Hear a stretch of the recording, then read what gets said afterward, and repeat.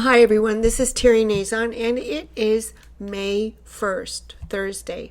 And I hope you're having a good May, looking forward to what's ahead in the month away. So let's take a look here.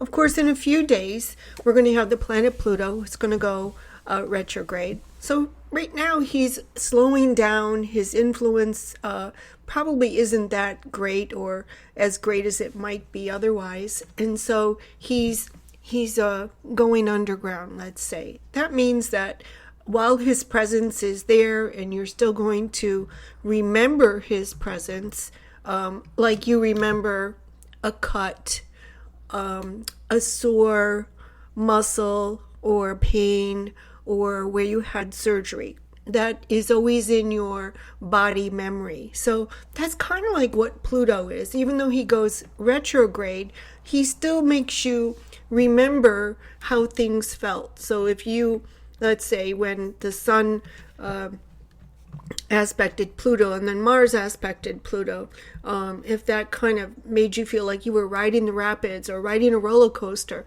you remember what you went through, and you probably don't want to go through it again, right? It's Beltane, and that means that we're at the midpoint between the spring equinox and the summer solstice. It's kind of like a mini cycle, a mini turning point in your life or direction and what you're focused on. In May, the planets Mars, Jupiter, Venus, and Uranus all come out of their retrograde degrees and enter new degrees, bringing new experiences related to their transits in your life. While Pluto, the planet of blockages, challenges, mourning, hurt, dire circumstances, he retrogrades. So he goes underground. The rest of the planets enter new degrees, and you're often running in a new direction. Made more so because the planets are in the sign of Aries, which is like we jump into things. We're looking for something new. And at the end of the month, the planet Saturn is going to enter the sign of Aries.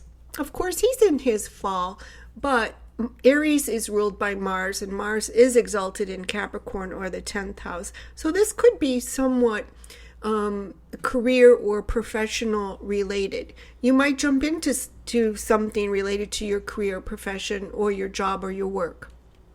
You might also have to go back at some point when Saturn retrogrades, because he's only there for a couple months. He's only in the sign of Aries just to give you a taste of what you can do and what's to come. So we don't want to be all in. We want to have a way out. We want to be able to start something, yet also rely on what we've already done and what we already accomplished, correct? Because in September through about February, these planets, Saturn and Uranus, will both retrograde back into the signs that they were. Uranus, of course, will enter Gemini in July, just for a few degrees, just to give you a taste of a sample, let's say, of what's to come or what you want to buy. Imagine that it's, Saturn in Aries is on a sample stand, and you get to taste it, and then decide if you're all in, if you want to buy it, or if you're going to wait a little bit. Uranus, the same thing. So we get a glimpse of what's to come, but we also fall back on where the planets are right now. So there's a lot of talk about, what's going to happen around the fall when the kids go back to school, the holiday season, Christmas, New Year's, and, it's going to be very similar and kind of based on the economics of what's happening now. So all this talk of recession or high prices, it definitely could come true. So when we talk about Saturn entering new degrees into the sign of Aries, maybe you're putting all into something new.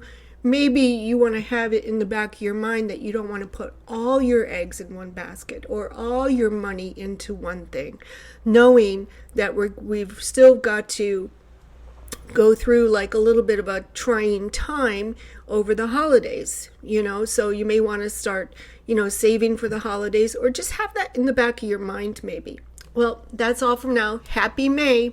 This is me from Terry Nazon. Follow, like, and subscribe.